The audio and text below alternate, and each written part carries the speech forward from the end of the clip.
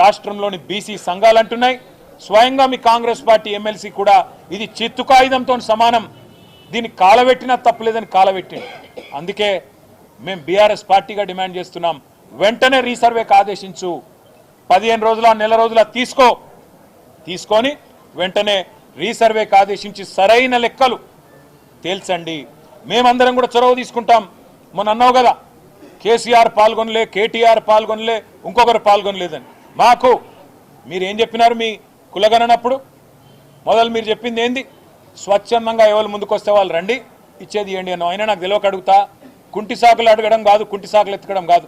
కేసీఆర్ గారి election affidavit నీ దగ్గరనే ఉంది, నా ఎలక్షన్ అఫిడవిట్ నీ దగ్గరనే ఉంది. నువ్వు ఎవరో పేర్లు చెప్పినావో వాళ్ళందరి ఎలక్షన్ అఫిడవిట్లు నీ కాడనే ఉన్నాయి. అయినప్పటికీ నీకు అంత బాధ ఉంటే మళ్ళీ రీసర్వే పెట్టు.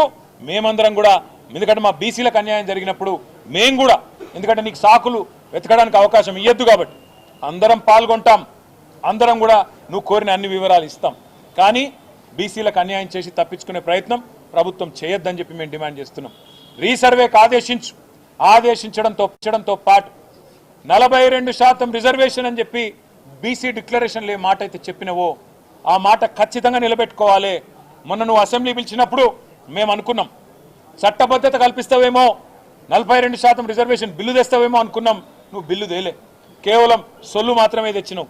ఓ స్టేట్మెంట్ అని చెప్పి పట్టుకొచ్చినావు, ఏదో నిమిషం చదివినట్టు చేసినావు, అవతల పడ్డావు. అందుకే ఈ సొల్లు మాటలు కాదు, బిల్లు తీసుకురా, 42% రిజర్వేషన్ కల్పిస్తూ వెంటనే పెట్టు. నువ్వేమో చెప్తూ మా పార్టీ ఇస్తుంది 42% అన్నావు. మీ పార్టీ ఇచ్చేది 42%? బీఆర్ఎస్ ఇదివరకు 50%కి మించి ఎన్నడో ఇచ్చింది. బలహీన వర్గాలకు టికెట్లు, అదేవిధంగా మరి ప్రాతినిధ్యం స్థానిక సంస్థల్లో కానీ అసెంబ్లీ ఎన్నికల్లో, పార్లమెంట్ ఎన్నికల్లో అత్యధిక సీట్లు కేటాయించిందే కేసీఆర్ గారు, బీఆర్ఎస్ పార్టీ.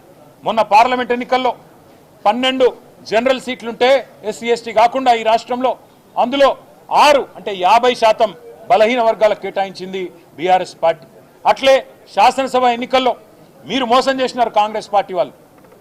34 సీట్లు ఇస్తామన్నారు, పార్లమెంటుకు 2 చొప్పున. కానీ మీరు అల్టిమేట్గా ఇచ్చింది 19. ఆ 19లో కూడా ఓల్డ్ సిటీలనే 5 ఇచ్చింది.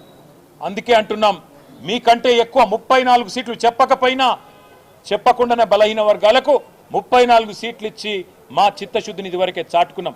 మాకు నీ సర్టిఫికెట్ అవసరం లేదు. కానీ ఈ రాష్ట్రంలోని బలహీన వర్గాల ప్రజల ఆందోళన, ఈ రాష్ట్రంలోని బలహీన వర్గాల ప్రజల ఆవేదన అర్థం చేసుకున్న పార్టీగా రేపటి నుంచి మండలాల వారీగా, నియోజకవర్గాల వారీగా, జిల్లా కేంద్రాల వారీగా మొదలు భావజాల వ్యాప్తిని, అంటే బీసీలకు జరుగుతున్న అన్యాయం మీద మా పార్టీ నాయకులు, ఇతర బీసీ సంక్షేమ సంఘాల నాయకులతో వెంటనే ప్రెస్ మీట్ల ద్వారా ప్రజలని జాగృతం చేసే ప్రయత్నం విస్తృతం చేస్తాం. దాంతోపాటు మిగతా ఇంకా చాలా విషయాలు కూడా మేము మాట్లాడుకున్నాం. ఏ రకమైన కార్యాచరణ ఉండాలి, ప్రభుత్వం దిగిరాకపోతే మొండి వైఖరితో గనక రిజర్వేషన్లు ఇవ్వకుండానే బీసీల గొంతు కోసి స్థానిక సంస్థల ఎన్నికలకు పోతే ఏం చేయాలనే విషయంలో లోపల చాలా మాట్లాడుకున్నాం. అవన్నీ కూడా మా పార్టీ అధ్యక్షులు పెద్దలు కేసీఆర్ గారికి నివేదించి తదుపరి కార్యాచరణ ఏ రకంగా ఉండాలో కూడా తప్పకుండా నిర్ణయించుకుంటాం. కానీ ఈ విషయాన్ని వదిలిపెట్టాం. తప్పకుండా బీసీలకు కాంగ్రెస్ పార్టీ చేస్తున్న మోసాన్ని ఎండగడతాం. మీరు రాజ్యాంగ సవరణ అని మాట్లాడుతున్నారు. నిజంగా చెప్పాలంటే మోడీ గారు, రాహుల్ గాంధీ గారు ఇద్దరు కూర్చుంటే ఛాయ్ తాగే లోపల అయిపోతుంది రాజ్యాంగ సవరణ. ఇదివరకు చేయలేదా? ముల్కీ రూల్స్ని ఆనాడు సుప్రీంకోర్టు అప్హెల్డ్ చేస్తే అవును ఇది కరెక్టే అంటే ఆనాడు ఇదే కాంగ్రెస్ పార్టీ ఇందిరాగాంధీ గారి నాయకత్వంలో ఆనాడు ముల్కీ రూల్స్ను రద్దు చేస్తూ రాజ్యాంగ సవరణ చేయలేదా? మరి అలా బీసీలకు న్యాయం చేసే కాడ రాజ్యాంగ సవరణ చేయడానికి ఎందుకు మీకు ఇబ్బంది అవుతున్నదని మేము అడుగుతా ఉన్నాం.